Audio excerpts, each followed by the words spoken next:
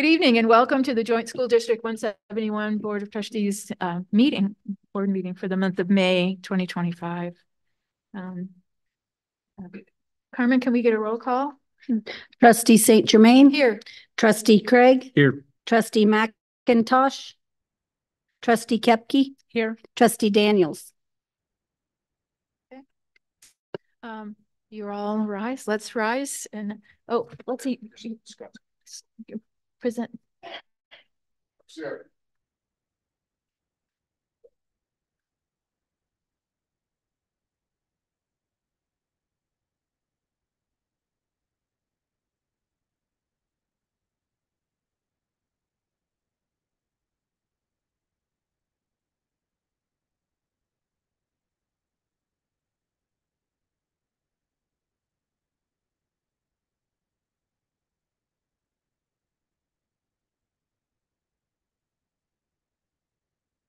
What time? March. Left. Hey.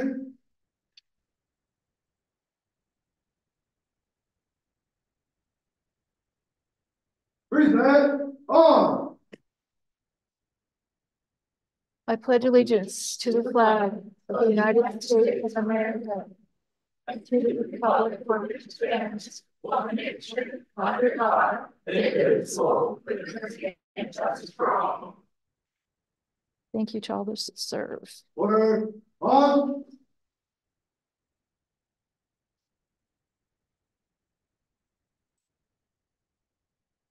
Well, face. Right on. Post.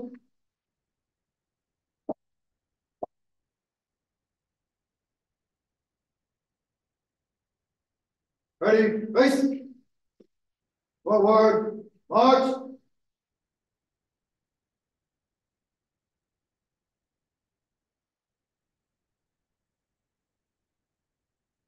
Okay, be seated. Marker.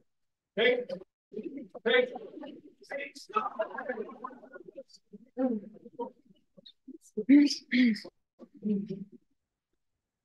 Well, I'm awake now. Don't need caffeine. No.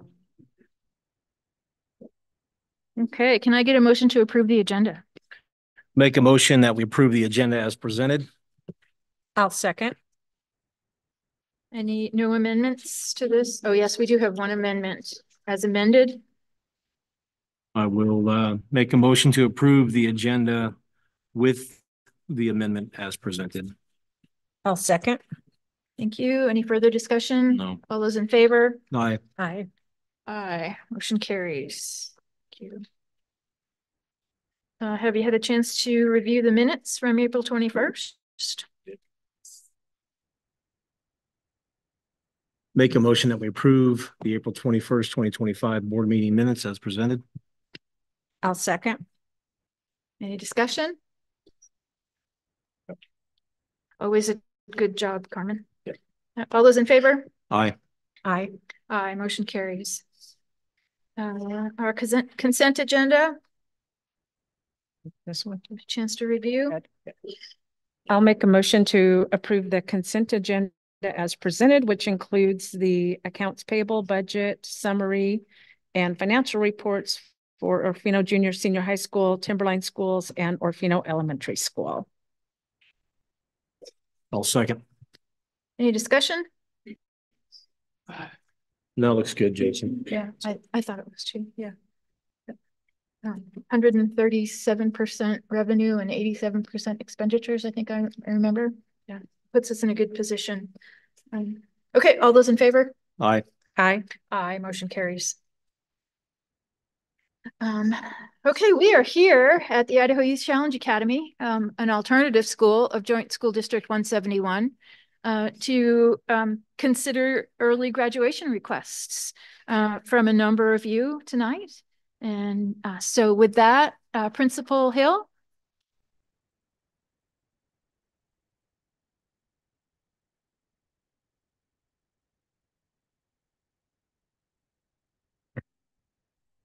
Good afternoon, Joint School District 171 school board members. Thank you for coming up to the academy tonight.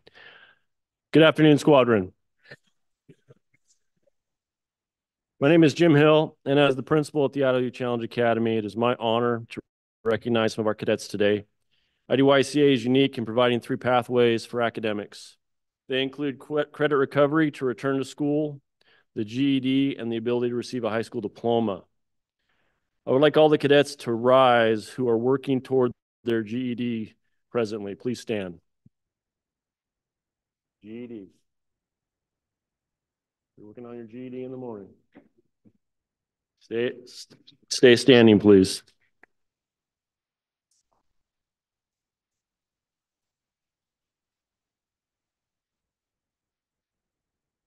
Would all the cadets who are planning to earn a high school diploma from JSD 171 please stand up?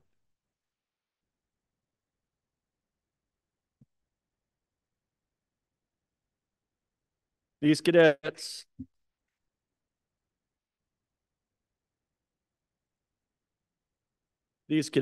have been working diligently in the mornings and during study times outside of their required classes to reach their academic goals. For all their hard work, Squadron, give them a hand.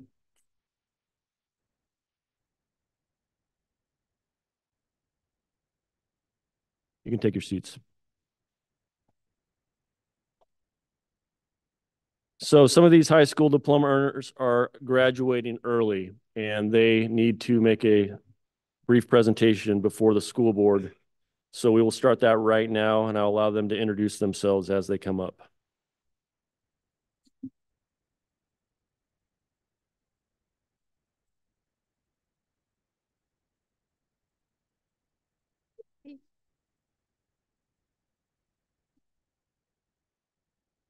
Hello, I'm Cadet A1C Candasso. I'm from Nampa, Idaho. My immediate plans after graduating from IDYCA is to be a manager for my family food truck and saving my income for my long-term goal/career. My long-term goal and career is to be a professional dog groomer and work with a family friend. I also plan on saving to be able to provide for a future family and myself. My interest in this career is I enjoy being able to work in a happy environment, and not only that, being around animals. I respectfully request approval for early graduation. Thank you.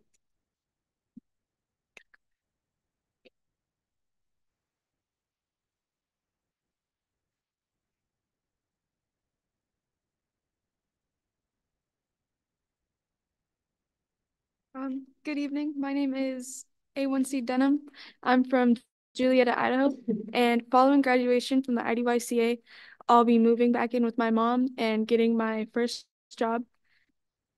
My future plans involve going to college and finding a career in agriculture. My whole life, I've been really interested in agriculture, and I've grown up around animals and been in that field. I respectfully request approval for early graduation. Thank you.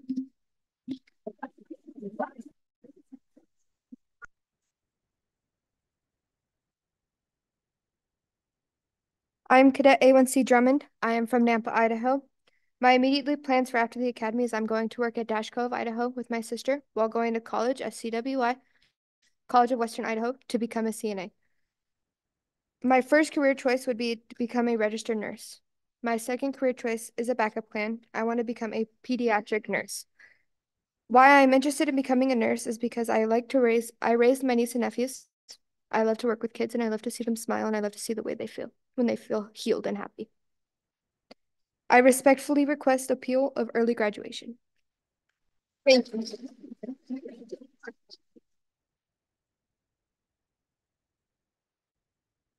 Hello, my name is Cadet Senior Airman Garcia B. I am from Blackfoot, Idaho. And my immediate plans after IDYCA is to get a job to save for my college tuitions and to get a car to get me to important places I need to go to. My career goals is to study and become a medical assistant.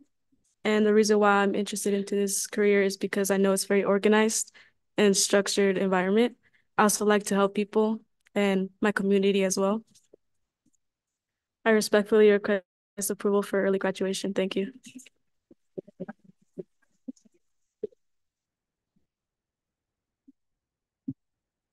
Hello, I'm Cadet A1C Hartman. I live in Caldwell, Idaho. My plans after graduating IDYCA is I want to get a full-time job and spend time with my family, make up for lost times. My career goal is after I turn 18, I'm going to join the Army for 46 years. And then I'm going to go to college to get my associate's degree to become a massage therapist. I want to become a massage therapist because I've always been a good massager. Yeah. I enjoy helping others, and I know it helps reduce stress, and yeah. I respectfully request approval for early graduation. Thank you.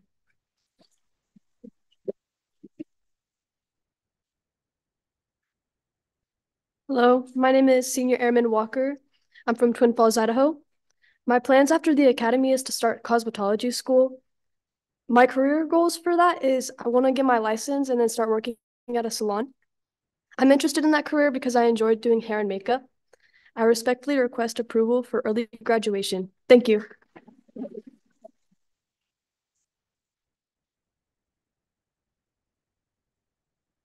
My name is Cadet Staff Sergeant Hagan. I'm from Burley, Idaho. My immediate plans after the academy is to join the Air Force and take the training it takes to become an aerospace propulsion mechanic. My career goals is to find something that ultimately I'm happy with and like to do. I'm interested in this career for many reasons. I like the thought of being able to fix something that will fly through the air and that kind of stuff. I respectfully request approval for early graduation. Thank you.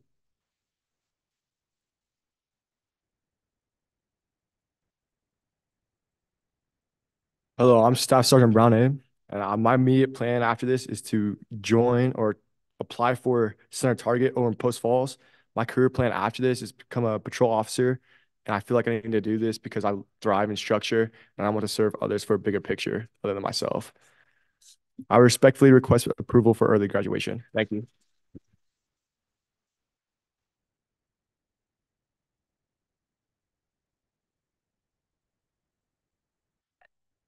My name's A1C Tyler Matthews. I'm from Orofino, Idaho. My plans are when I get out of the academy is to do construction with my dad. What I want to do in the future is hopefully take over my dad's business. I'm interested in the job because it's been in my family for generations. I respectfully request the board's approval for early graduation. Thank you.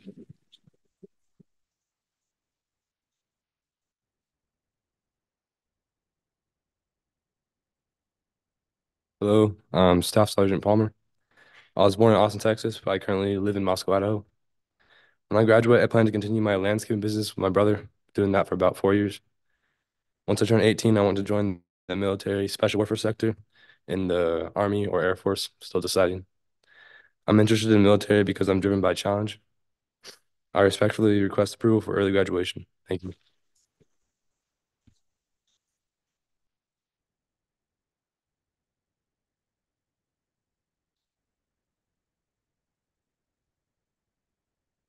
I'm Cadet A1C Shaver. I'm from Caldwell, Idaho. My plan after the IDYCA is to get a job as a box delivery driver or a delivery truck driver that doesn't require CDL. And I choose that because it'll work me up to get my CDL license to eventually become a semi-truck driver. And while I'm a semi-truck driver, I'll be saving up money so I can retire and become an animal photographer. I respectfully request approval for early graduation. Thank you.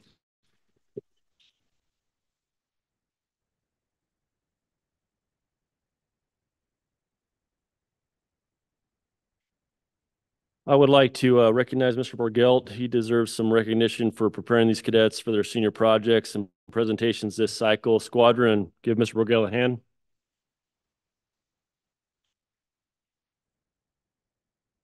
So without further ado, upon earning their remaining credits, meeting the Idaho Department of Education and Joint School District 171 graduation requirements, I respectfully request the school board to vote in favor of these early graduation requests. Thank you for your time and consideration this evening.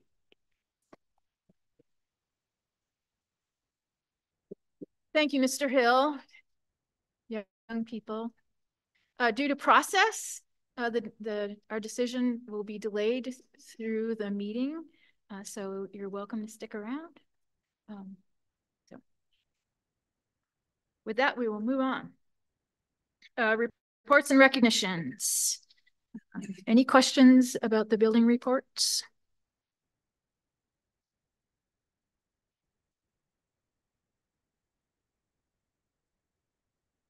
No. Yeah. A couple of things. What's that? You can do it now. Yeah, that's fine. Cadets, on your feet.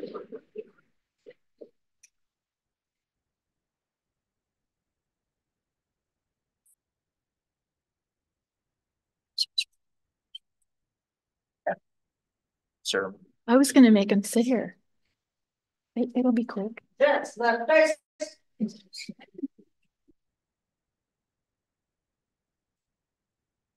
Come right, come right, come right. Stand fast. Forward, march. 1, 2, 3, 4, 5, 6, 7, 8, 11, 12, 13, 14, 15, 16, 17.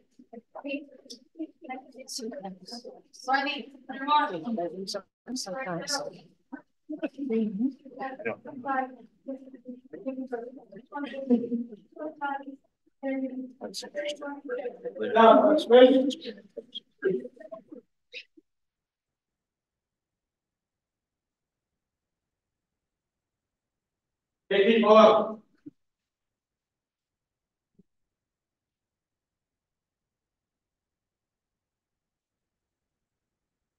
One.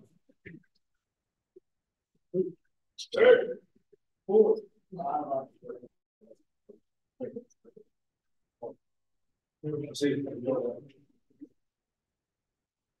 Left back, left face.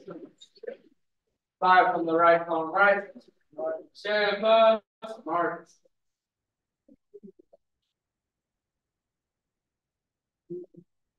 One, 2, 3.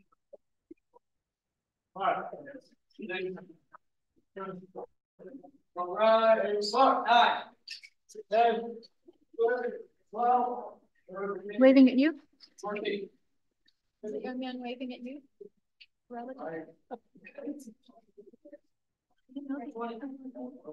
No, I know it's family.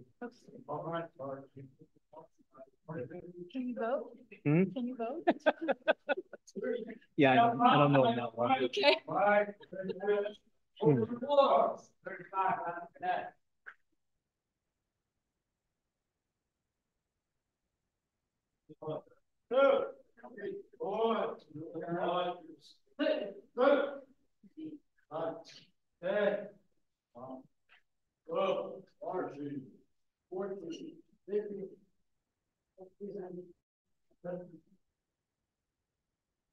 Forward, march.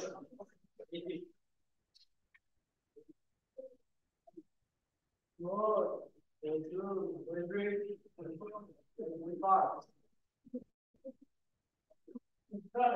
28. It's already 31. 32. 33.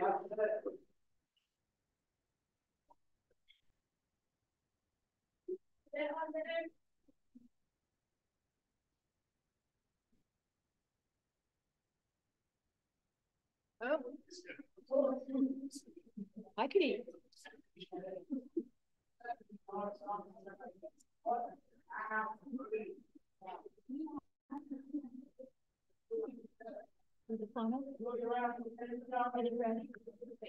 Okay, I'll figure out it.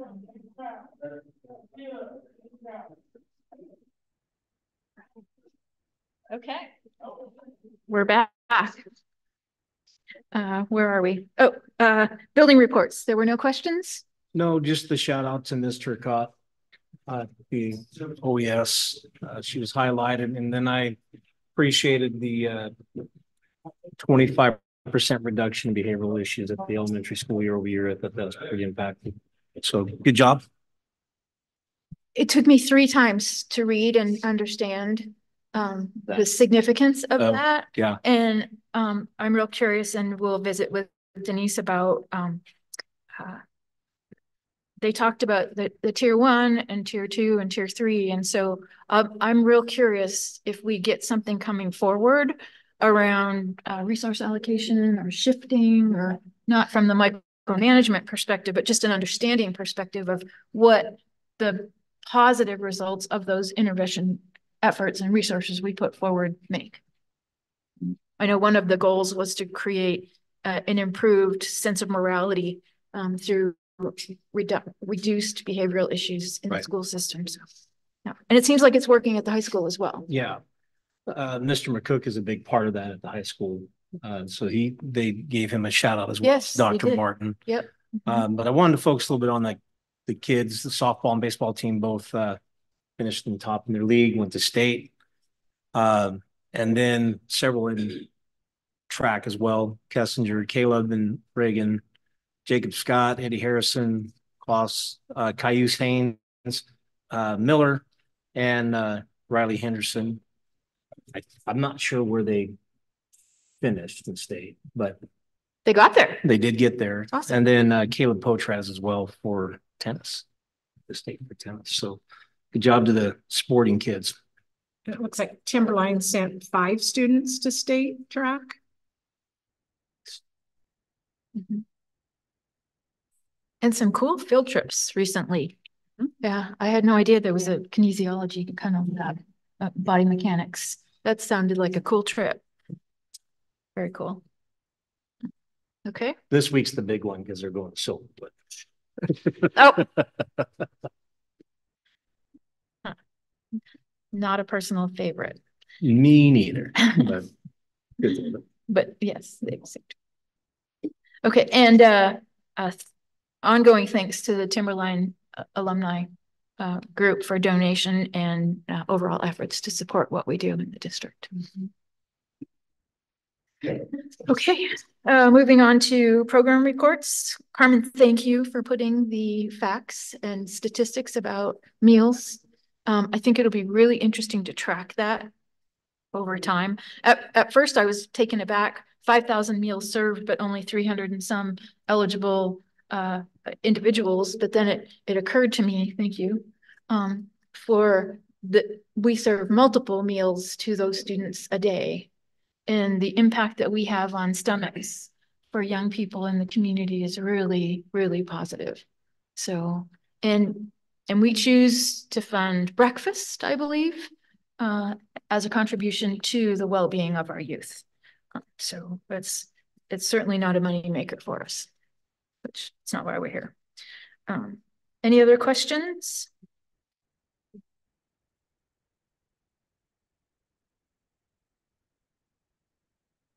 Okay, moving on. Superintendent, you want to give us a rundown?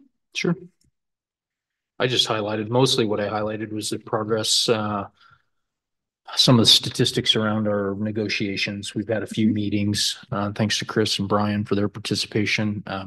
We're hoping to stay on schedule and get it done in a timely fashion so that we can get contracts out. Oftentimes we have to do contracts twice. We have to do a placeholder contract and then a real contract later, which is problematic in a couple of ways. One is it's extra effort for the staff that has to prepare those, but 2 is that they're not accurate. You know, they're just kind of a placeholder. So anyway, hoping to be timely in that. And then I just put some of the general facts that we're dealing with as we prepare for negotiations. One of the there's about 200,000 additional funds in certified employee salaries, basically, the allocation. But the states are requiring most of that to be used in the bottom end because there's new minimums in this career ladder. So that will eat that up very, very quickly. And I've put those minimums in there. Our insurance overall is going to go up just under 200,000, but the state has been allocating more each year, and this year our allocation increased to 125. So that will offset some of that increase from Blue Cross. We still have we have the best insurance in the region for school districts, so we're proud of that, and we've been able to maintain good benefits for our employees. What's really going to hurt us is that the state budgeted status quo in maintenance and operations dollars, and with increasing costs, that's going to, we don't know how significant, but that's definitely going to impact us. Also, when it's a little misleading, if you see the state budget's neutral revenue for maintenance and operations, that doesn't mean that we get the same amount of money that we got last year.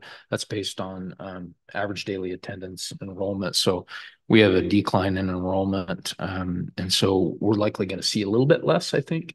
And then with the increasing costs, that makes it hard. So that's a big one.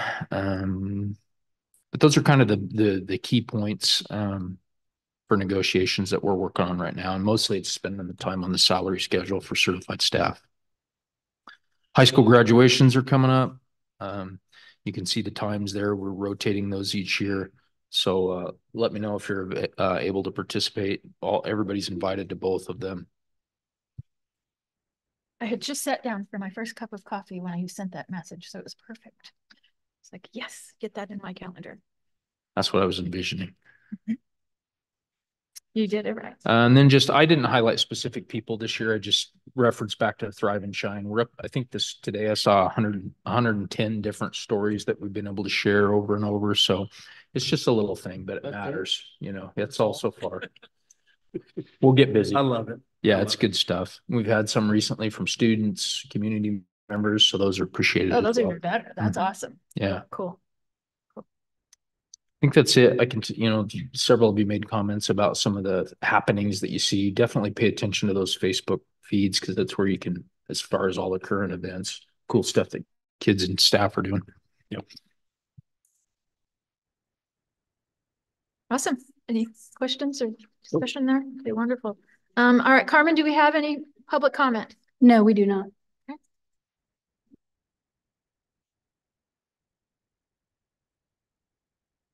Okay, moving on to business at hand. The Idaho Youth Challenge Academy early graduation requests. Get a motion? I'll make a motion that we accept the IDYCA early graduation requests as presented by these young men and women today. Yeah. I'll second. The only discussion I have is we should have made them stay, right? So they would know. Yeah. But yeah, all those in favor? Aye. Aye. Aye. Motion carries. Congratulations. Congratulations. We have a van purchase. Yeah. Basically, I'm asking for board approval to pursue the purchase of a 15-passenger van. I've talked to Doug about it at Hanson's, and there's a wide range of possibilities, but what I'm thinking is between 25 and 40,000, so which is a fairly wide range. What's the need for a 15-passenger van? Really, it's not a cost savings measure. It's just frequently we're not able to transport students to activities when I think we should. It might be athletic events, small events where we're taking track, cross country, tennis. Sometimes they're co-curricular, like Knowledge Bowl, small groups of students. What happens is that because we have a policy that prohibits staff from transporting in their personal vehicles, if we can't transport and the activity's still happening, students have to self-transport or families have to self-transport. And that's kind of the worst case scenario, but we have had that several times. And then it's still a school event that, students are participating in because it's a school event, but they're transporting themselves. And so I worry about their safety. So the main thing is that we just have a tremendous need for a vehicle like that. And likely we probably need two. So a couple of things have happened. One is if we were flush with bus drivers, we probably could do it with yellow school buses. And yellow school buses are the most safe means of transportation for our students. After that, it's a district-owned, vehicle in a controlled situation. But to start with, I'd like to get one. The other thing that's happened is that the state legislature this year changed the rules about reimbursement. So most school districts already have vans and use them for this purpose. But now, if it's a reimbursable trip, like a field trip, which I didn't mention field trips, but field trips would be a good example, or something co-curricular, even the 8th grade field trip, if it's tied to curriculum, grades are associated with it, it can be reimbursable. And so in the past, you could only use yellow school buses for that under those rules. Now they've changed those rules so that other district vehicles can be reimbursable. Could be to and from school periodically, like you might have a special ed situation where you don't have to do it all the time. That's an example that now we've done that in the past in district-owned vehicles, but now it's actually reimbursable. So all those things fall under that reimbursable transportation. So that'll help a little bit as far as the cost. But the main reason I'm asking for approval of the purchase is just because of the need. We have lots of small groups going, and we just don't have the drivers to get them there. So who would drive the vans? Staff. Only staff, and then we have some policy in place now about staff and having a valid driver's license and things like that. We'll probably have to investigate whether or not we need to, for the reimbursable part, there'll be some extra. The state's going to put in place some protocols that will require us to do some extra for the reimbursable. You can have staff drive students now in district-owned vehicles, and that happens periodically aside from yellow school buses, but it's not reimbursable. And I would imagine that's going to be a small piece of this. Most of the trips where we would need a van like this will not be reimbursable, because most of them are sports related, and all those costs are direct costs to us.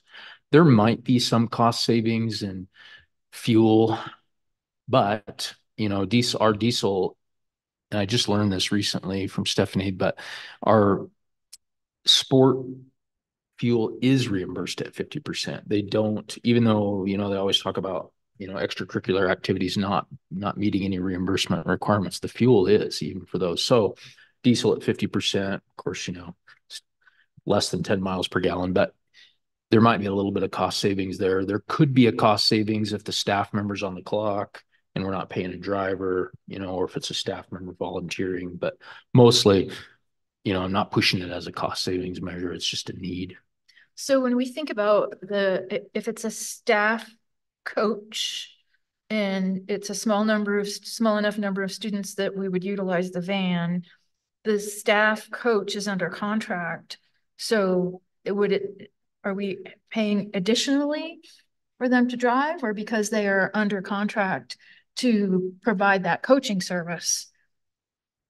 Is that inclusive? Yeah, because they would would that driving be accompany the team anyway, right? Right. So If our staff are driving, they're eligible for reimbursement in addition to their coaching responsibilities. So in our negotiated agreement, coaches can submit for mileage if they have to drive. Yep, I know yes, that. It could be a cost. But if they're driving our vehicle, our van, that's what they're for. under contract, it falls within that contracted wage, correct? No.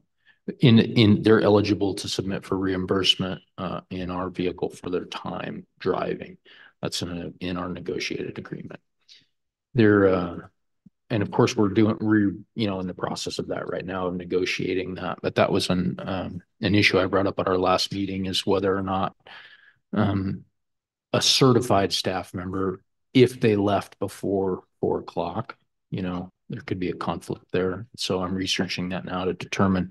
We almost never have a mileage request because most of them just drive. But if they have to drive, but it is in that negotiated agreement. So I'm checking to see if for a certified staff member who's on contract until 4 o'clock, if they left before 4 o'clock, it seems to me that it's probably double dipping and possibly not legal. So I'm checking into that. That's what I was. And the van would be for district wide. Yeah. But it'd be housed in Orofino? Yeah, usually they would keep things like that at the transportation, at the bus garage. Some of the cars end up, all over up here, down there, et cetera. But yes, it'd be a district van. We would manage it like we do our others, which we have a district van also. We have a small regular district van. I don't know how many passengers, 5, 6 maybe. And then Stephanie would manage the sign up, what's the need. And the priority would be right now is that for trips that need to be taken, it's a district event or whatever that we can't find a driver for. The preference will be to continue when we have a bus driver to provide transportation in a school bus. But like I said, there's a lot of times where we just don't have the drivers and it's 3 kids, or 2, however many, less than 15, or adults for that matter, going to a training or something like that. So I asked for a sort of a look at cost benefit analysis around a van versus the yellow bus. And of course, we know that the drivers are a shortage.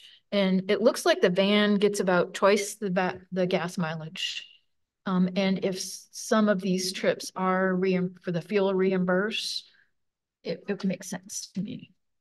Financially, it won't be a big savings, but it will help us get kids safely to and from Right. events Yeah, that we can't do now. It's more of a risk elimination. Yeah, but so you said primary would be to take the bus. Yes. But does that make, devil's advocate, does that make sense if you're only sending 3 kids on a bus? Yeah, You know what I mean? not necessarily. Right. I would, I mean, it's up to the board, but I'd at least leave some type of loophole in for there sure. that says we can not do it right via a bus for 4 students, 5 students. Capacity is capacity, 15 passengers. That'll help with certain sports, that's for sure. Yeah, I think generally the safest thing for our kids to be transported into a school bus. So generally that's what we want to do, but not always, if it's like you said, and we do that now. If we have a Knowledge Bowl competition, it might be the coach and 2 kids, 3 kids in a car, it's not ideal, but we're not going to take a bus, for something like that. Mm-hmm. And with only 1 van, I would anticipate during those seasons, it'd probably be kind of competitive, between the different schools, and we have a lot of small teams, so. Right. If we have one, I'm sure it'll be used. And where is the flush budget account that it will come from? Most of things, it's a good question. Most of our school buses, equipment end up being purchased from forest funds. So likely that's what we would use for that. And I know those are significantly reduced. Can we get a van for the price of the reduced amount of forest funds that we received this last year? Do you mean for the amount that we're getting in forest funds? Exactly. Yeah. I think our forest fund allocation this year will be about 46,000, which is significantly reduced. Normally it's 300 and something. So that's a huge reduction.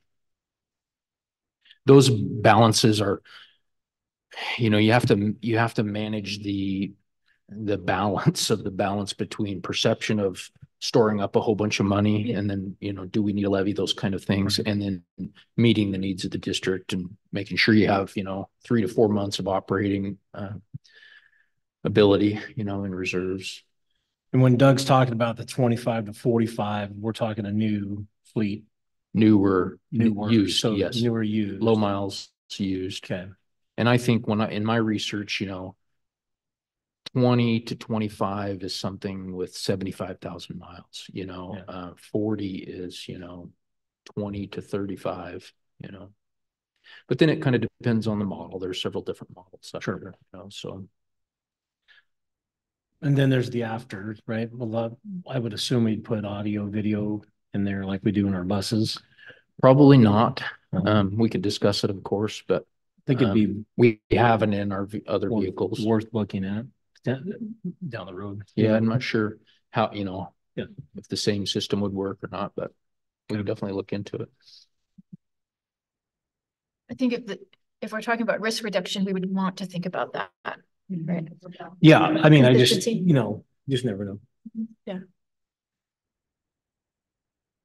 Especially, for, smaller groups. Sure. Spread out a little bit. Mm-hmm. Was a teenager once. Still are to some extent. Huh? Yeah. And it's not overburdening, asking for maintenance, operation planning around another vehicle like this for the transportation group. Yeah. Okay. Probably a little easier to work on. Yeah, it's tires, oil. You don't have to have an IT degree. Work on a bus. Probably do though. You do. Yeah. Have you look under the hood of my Jeep? Holy cow. Yeah. Pass. Okay, this is an action item. So are we interested in motioning forward? Yeah, I'll make a Approval? motion that we can move forward within that 25 to 45,000 parameter. I think if we go beyond that, we should bring it back. But within those parameters, I'd make a motion that we give our superintendent permission to seek a van purchase for joint 171 school district. I'll second. Okay. I appreciate the range set. I think that's good.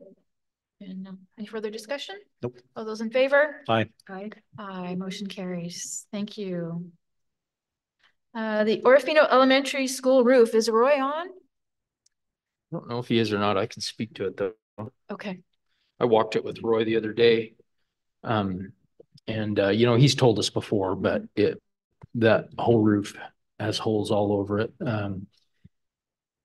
He had and I'm sure you recall, but there's been kind of an approximate, okay, we think it would be, you know, 350 to do this whole school, but it's not an official bid. What I'd like to do at this point is go out for bids and see what it would cost us. It's a situation where what we're being told is that the last time we did it, we went with a cheaper membrane that didn't last very well. And it basically looks like sun damage all over the roof. It looks like little cracks like you might see on the sidewall of a tire or something like that. And last week when I was up there walking it, you could push on all of, you know, any of them and moisture is coming up from below. I am worried that we're going to find more damage. So what we need is legit bids. You know, this will be a big project over 100,000, so it'll have to be a full bid proposal, and then we'll know what we're up against really. If they could do the whole thing for 350, that would probably be pretty good cost. We'll see how it comes in, and hopefully we'll get several different companies that would bid on it. When we do that, I would recommend that we specify, you know, which Roy has all this stuff from the guy he's working with, but we specify that we get a high quality. We don't want to be doing this every 5 years. You know, they need to last. They're too expensive. We probably don't want to use the same contractor. No. I mean, is there an engineering group that's looking at this with us as well? No, a project like this just doesn't have to have an engineer. I mean, I don't want to spend any more money, but it would be interesting to actually have that analysis from an engineer perspective to get, are we talking about rot underneath that would impact the structural integrity of the facility? The roofing company that Roy's been working with, just to get an idea of what we're up against, what they do is they test moisture content of all the material under it, and if it's damaged, then, you know, they have to replace it, or, you know, work out the deal with the district on replacement. This is likely a project that would be cost prohibitive if we had to have an architect, you know, involved. Oh, okay. So the people that did the roof, and now we're struggling with this roof, there's a warranty on their work. Is that what you just said? No. Oh, okay. There is a warranty on roofing material. This roof's out of warranty. Of course. By 6 months. Just kidding. 90 days. You know, and this roof on this building has been problematic. You know, I can remember in years past, we've done, you know, chunks of it, and it's, you know, not lasting. It's been a real struggle. Right now, we're having a lot of interior, I mean, it has to be replaced. We have a lot of interior damage because of it. And that building is not in very good shape. It's maybe the oldest building, might be the oldest building. It's pretty old. And it is in bad shape. And when you walk on the roof, you know, it's like, holy cow, it needs a roof right away. There's one piece of the roof that's still in good shape, which is the last piece we did. And you can tell a different company did it, and it's a different material. And that's kind of right over the entrance to the school. You know, and it looks good, but the rest of it is terrible. And then you already know, but on the 10-year plan, the plan was the eaves and the fascia. And so that project is already moving forward, but we'll have to figure out at the same time, kind of like, okay, the roof's coming off, you know, it'd be nice if we could get it timed right. It's pretty hard, you know, with contractors and their schedules, but that'll be an issue. But there's a lot of work that needs done there. If you walk around, you know, the eaves are completely rotted out on that building. You know, there's wood, there's holes up in there and wood laying on the ground that's recently fallen to the ground from the eaves rotting out. It's crazy. So the action is not any Go out for allocation of resources, it's just to go out for bids. Okay, Correct. make it a motion. Yeah, I'll make a motion that we put the Orofino Elementary roof project to bid. I'll second. Any further discussion? All those in favor? Aye. Aye. Aye. Thank you. Motion carries. The track repair and resurface. Yeah, this one came to my attention. Well, I've known about it for a long time, but I've been up on the track at Orofino High School, and it's no longer usable for events because of the big holes that are in it. It's had issues for quite a while where moisture is getting under the overlayment, and it raises and falls with heat and cold. And then Becca came to me and said that they have some community partnerships that may be interested in participating in getting that project done. So while that project in itself wouldn't be wouldn't make the top 10 in our 10-year facility plan, because it only affects, one school and a few, or more than a few, but a certain group of students. It is one where we probably will have community partners that will, pay for a significant portion of it. So what I'd like to do is get a bid to find out what we're dealing with. There's a company that does resurfacing of tracks that's going to be in our area doing 3 or 4 tracks. And so if the stars align, the board approves going out for bid, and they end up being the lowest, and, it could save us some money there. And again, all I'm asking for is that we go out to bid on that and find out what that would cost us. And I would not advocate that rises to a very high level unless we find a way to partner with, grants, community, et cetera, to do a project like that. Thank you for explaining that. I was like, what on earth? It's just a track. I was just talking about the track at Timberline, and I love to go up there. It's a dirt track, and what a uniqueness. But we don't have events there either. No. Yeah. No. The track down there at Orofino's, it's unfortunate because it is a decent, was a decent track where we can host meets. Timberline students have benefited from that also. We used to have our junior high track meets down there. I've participated in some of those, not running or jumping or throwing, but I remember when it was done, when it was redone, way back when. Yeah. So I'm also worried that it'll continue to be in disrepair, and it'd be one more thing that we completely lose the ability to really repair without huge cost. But we would find out if we get some bids and then ask for support. Okay, I'll entertain a motion. Yeah, I'll make a motion that we put the Orofino Junior Senior High School track repair resurface bid in motion and bring that information back to the board as well. I'll second. Okay, any further discussion? One question. You said regionally there are other tracks being redone. In reaching out to other superintendents, has there been any conversation around perhaps packaging for a regional bid? I think that's kind of what Jason was hoping. If typically contractors, if they're here, since we're here, we can save on something. Right. Yeah. I just wondered if putting one package together that had many, but then that would commit potentially us without looking at the partners. So I'll pull that comment back. All those in favor? Aye. Aye. Aye. Motion carries. Once we have bids on those things, then we'll have an idea of what we're dealing with, and it might be something we can come up with funding for in the community, or maybe not. Okay. Policies. We have some policies. Yeah. That I did not link. What? It's linked. Oh, they are now. Okay, then. Yeah, Brian told me right before the meeting.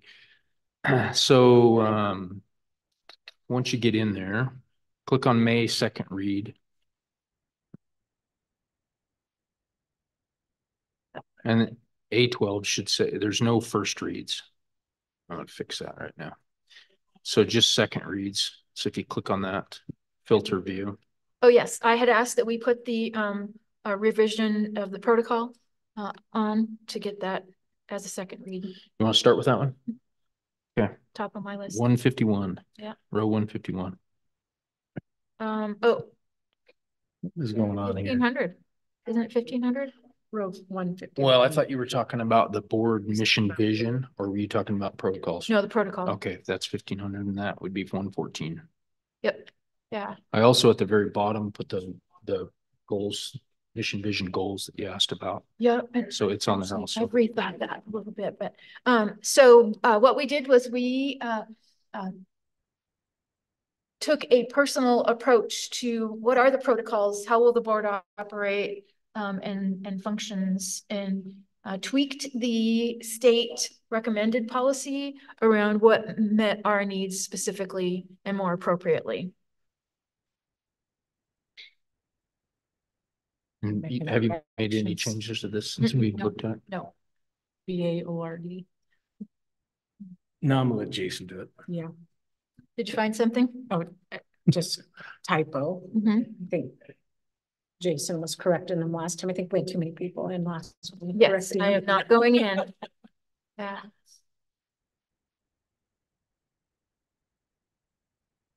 Under order of business. Third paragraph. Paragraph, last sentence. Oh, okay, got it.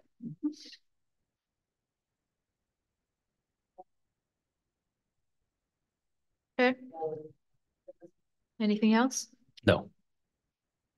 Good catch. One. Yep. Under consent agenda. Oh, Idaho. The O is capital. Probably doesn't need to be. Oh, and then Last sentence. Got it. Thank you. And then further, it's has ITIS. Got it.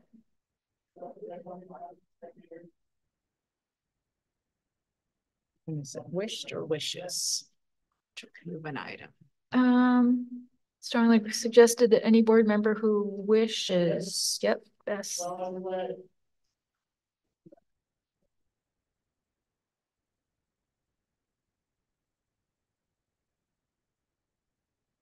I keep forgetting it's a touch screen. Fancy new computers. Yes. Okay. Anything else? Down under quorum policy, it shows okay. Mine, okay, that got fixed. Never mind. That's all I see. Yeah. Okay, awesome. Okay. Moving on to 1315. This one is just grammar changes. Yeah. Terminology.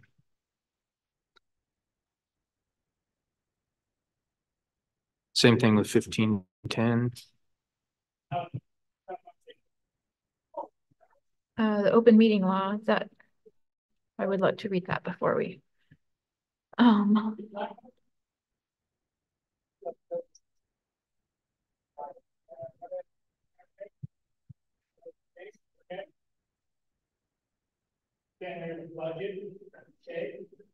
it's just that change in the civil penalty. Correct. Okay, big deal there.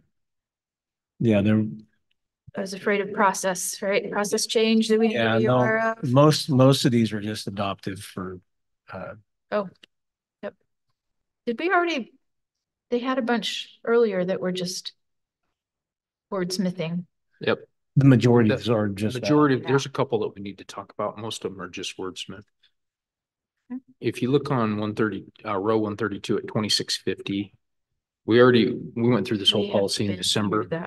And then in this case, they just changed some grammar. So we've already adopted it. All we need to do is it's just grammar.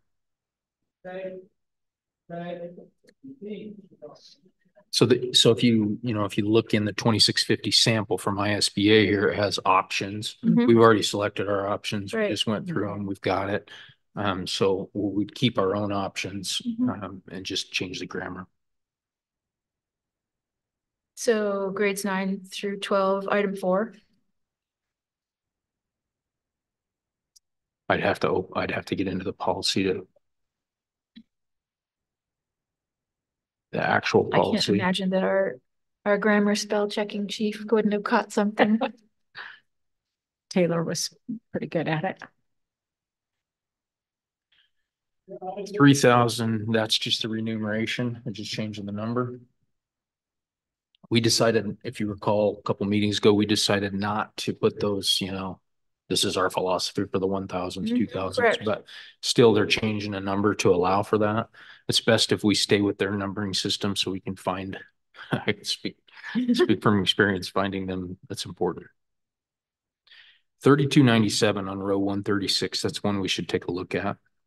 These policies can be controversial because they're about pronouns. Who knew that would be controversial, but it is. This one, basically, I'm sure you've looked at it. The point of it is, this came through our current legislative session where we went back to a more conservative policy. And so this one basically says, nobody's going to be reprimanded for not using a student's chosen pronoun. A staff member does not have to use the pronoun that, even if a parent approves a different pronoun, you can't force a staff member to use that pronoun. If there is a disagreement on that, then the principal has to work out, move the student out of class, come up with something else, etc. So it's more, as you know, this pendulum has swung, and this is a more protecting staff. What?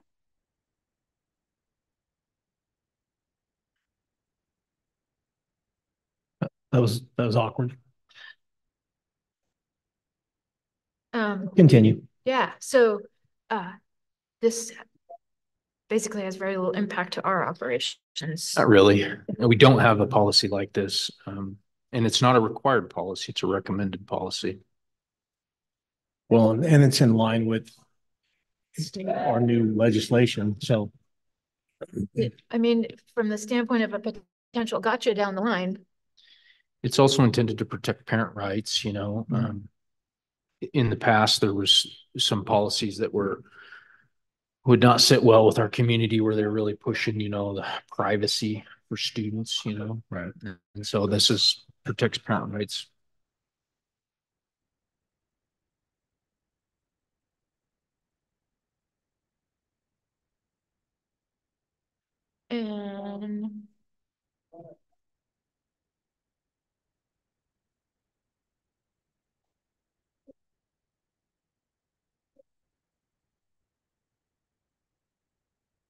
And this is a first read? No. Second read. Second read. Yeah. Did we? I can't remember seeing that. Yeah, it was there last month. A lot going on. Any more questions about that? 3460 is just, they just changed some language instead of, it includes any extended travel and school related foreign travel, provides rules and guidance for school travel. We already have the policy. It just changed some minor language. And do you recommend the language change? Yeah. Okay.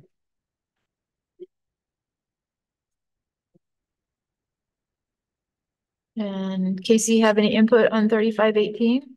She did. She said that policy is the way it's written, works well for us. So she reviewed that and we're good on that one. I do want to hold on the next one down, the head lice policy, because I haven't received her input on that, and I want to. It's not to her fault. I just asked her recently. So I'd like to, on 142, I'll bring that back for a third read. It mostly has the same things that we have in our existing policy, but I think I want to talk to her because our existing policy is a little more spelled out. And to me, read a little better, but I want to get her input first. So that would be my recommendation, is on that particular one to table it. 4110 is just grammar again. For this, on row 147, the volunteer authorization to release information. If you look in my comments in over in column G, I'm recommending on this one that we stay with our status quo because we have a really comprehensive volunteer form and it's all built into that. This is a separate form that's kind of cumbersome. I'm not sure if we redid ours recently, but that's one I would recommend staying with. It covers. So is it? Yeah, we just looked at this as part of the board protocol.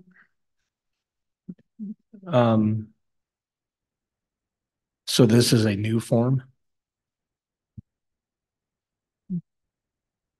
On 46F. Yeah. So they're renumerating it and then they just made a specific form just for volunteers collecting their information. We have that information on our existing volunteer form. Right. Which is very thorough. So we're approving the number, but not the form. That's what I was gonna say. Do we need to renumerate? No, I think no, we don't, because it's in our policy already. It's already approved on page 593 and it's part of that policy that's already in it. So my recommendation is that we just stay with our status quo policy and not add this form as a separate form. 4600F. Correct. Okay. That. I'm trying. Jason's making. Well, yeah, it's a little cumbersome. I apologize. So we're holding up on 3523. I got it. Okay. And 2650. Yep. What was wrong with 2650? No, we want to approve the changes in 2650 as recommended, which are just grammar. Incorporate. Okay. And you can blanket, make a motion when we're done, Yeah. I got it, I think. Trying to get specific on them is pretty tough. As far as making a motion. And then 6320. This is just grammar. Yeah, same content. Okay. They just changed the style a little bit in grammar. And then I just put a comment in column G again that, this in the sample policy provided in ISBA, it leaves a blank for how many days. Our policy says 8 days for a written rebuttal, sorry. So just FYI. So we would just approve This one's kind of funny to me because it moves towards the equity window when all the legislation moves away from the equity window. But we're not going to put the 8 days in there. We will. Okay. Yeah. Gotcha. So we'll just accept their changes. It's just that when you look at some of those samples, there's still blanks in there. So I just wanted to tell you what was in the blank for us.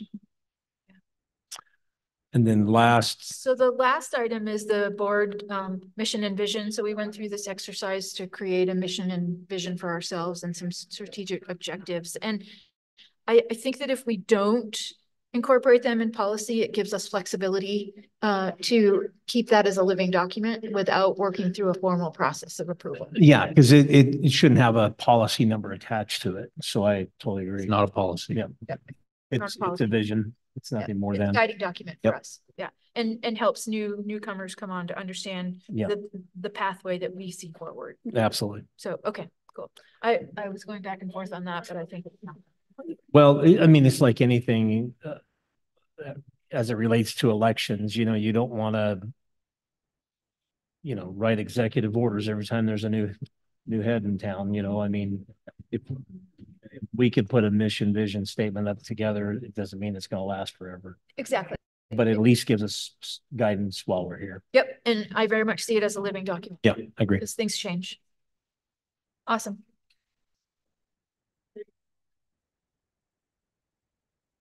Okay. I think that's it. Yep, that's it.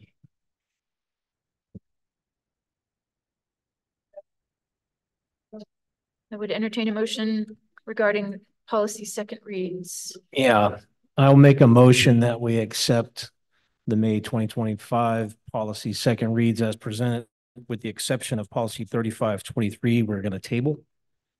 And policy 4600F, we're going to adopt the policy, but not the form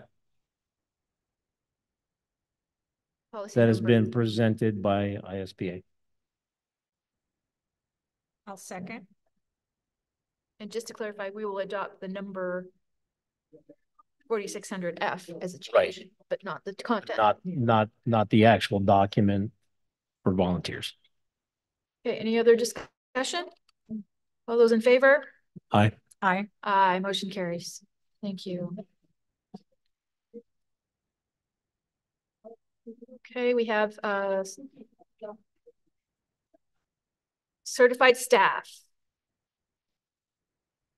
Administrator renewal. Yep. Principal, thank you. Well, I'm going to make a motion that we accept the certified contract renewal for 2025-26 as presented. I'll second. Any discussion? All those in favor? Aye. Aye. Aye, motion carries. Next one, step new hires and separations. I'll make a motion to accept the new hires and separations as presented. I will second. Any discussion? So Kat Weiler, is she going to CAMI or do you know? Probably not in public. Okay. Yep. So all those in favor? Aye. Aye. Aye, motion carries. Welcome and thank you for your service. Okay, do we have a need for executive? I don't. Anyone else? You do, we can. I do not. Carmen, do you have executive session? No need. We're good. No. Any input for future agenda items? No. Just still curious as to what that was. Yeah, me too. I'm really excited about June for the PLC update. Yep. And also education attainment report. So we'll see you in June and I will entertain a motion to. One more thing, just make sure we'll do another update on contracts and negotiations. Keep moving that. Oh, yeah. Hopefully next week. Friday, Wednesday and Friday, right? Yeah. I need some of my time back. I will make a motion that we adjourn. I'll second. All right. All those in favor? Aye. Aye. Aye. Motion carries. Thank you very much.